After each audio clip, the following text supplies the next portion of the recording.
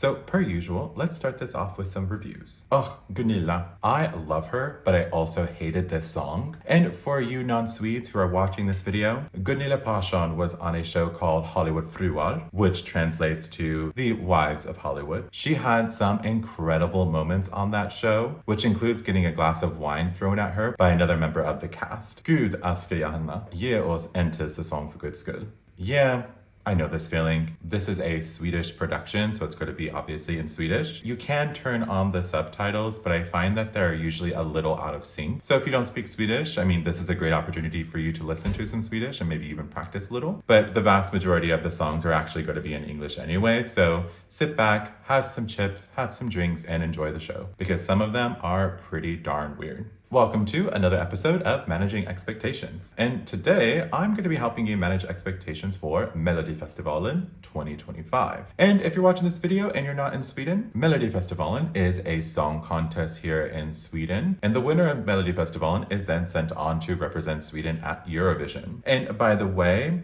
Melodifestivalen is a mouthful, so I'm going to refer to Melodifestivalen as Mello, which is a nickname for Melodifestivalen, because everything in Sweden has a nickname. So let's get into Mello. You might be wondering, Victor, what's the point of Mello? So as I mentioned, Mello is a song contest, and each week a group of contestants perform, and those that get the most votes at the end of the session move on either to the final, or they earn an opportunity to perform one more time with the hopes of being in the final. But Mello has more or less been running almost every single year since 1959, and Sweden has won this competition 7 times and has earned a place in the top 5 26 times over the course of its participation in this song contest. So needless to say, Sweden takes this really seriously. Sweden's first performance in Melodifestivalen was in 1958 with the artist Alice Babs. And the song that she performed was Samma stjärna lyser för oss två, or in English, The Same Stars Shine for the Two of Us. But as you can imagine, that doesn't necessarily roll off the tongue, so it was later changed to Lilla stjärna, or Little Star. It finished 4th in Eurovision in 1958, which was a fantastic start for Sweden. And on the topic of the early days of Melodifestivalen, the first winner was Siw Malmkvist,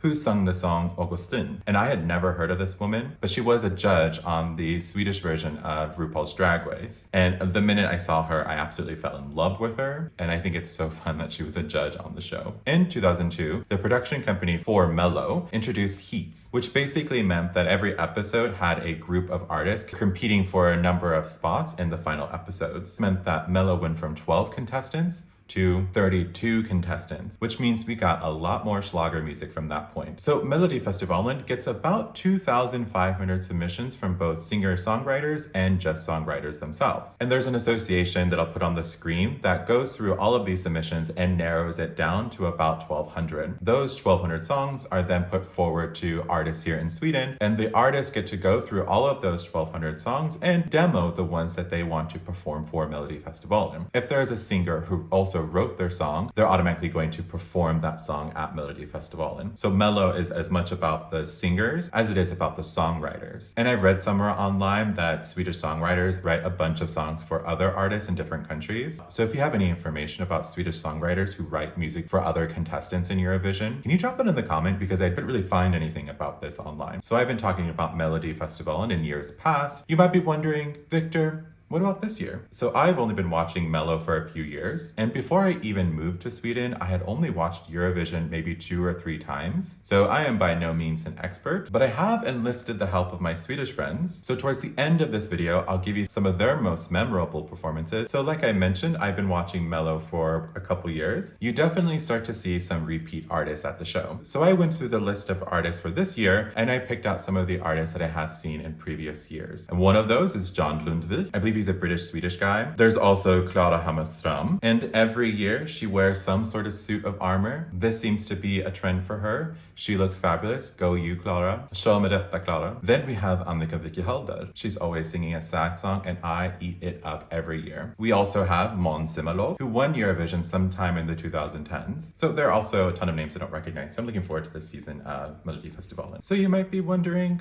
why is Melodifestivalen such a big deal in Sweden? I'm just chiming in to say that if you are liking this video, please give me a thumbs up. There was a report published by an institute at Gothenburg University that basically did an analysis analysis around why Melodifestivalen is so popular here in Sweden, and it actually discovered that Melodifestivalen is the third most celebrated time of the year, followed by Midsummer and people celebrating their own birthday. But Mello is also an opportunity for Sweden to send a bunch of different types of music, and every year you're obviously going to get a ton of pop songs, but you also get lots of other types of music like slow songs, country songs, maybe some songs that have some connection in Swedish culture like dansband, and also Schlager music, which is pretty hard to describe, but it's usually a song that has some sort of really catchy chorus or refrain that by the end of the song is stuck in your head. And if you're a Swede watching this video, can you please drop a comment on how you would define Schlager music? But the cool thing about having so many styles of music to send to Eurovision is that every year that I've lived in Sweden, the song that we've sent has been a little bit different. And the way that Sweden sends a song is by voting for their favorite contestant in the final episode. And we have an app that you can vote for the songs during their performance or even after their performance, and you can create groups in the app. And if you have Swedish friends, you're always reminded that they have way more experience at predicting who is going to win. And at the end of the episode, you get to see how every single age bracket voted for these different artists. So earlier in this video, I talked about how some of my friends gave me their most memorable performances. Let's go through some of those. So let's start with the top 3 memorable performances. So the first is Carola with Främling in 1983. The second is Linda Bengtzing with Alla flickor utom jag in 2006. And lastly, and this is a bit controversial, Bränsta City Slackers with Kom ta mig in 2002. But of this top 3, I do want to focus on Carola because she is iconic. I had never heard of this woman before I came to Sweden, but since moving here, you will literally hear her music everywhere. You are going to listen to this woman whether you like it or not. And of course,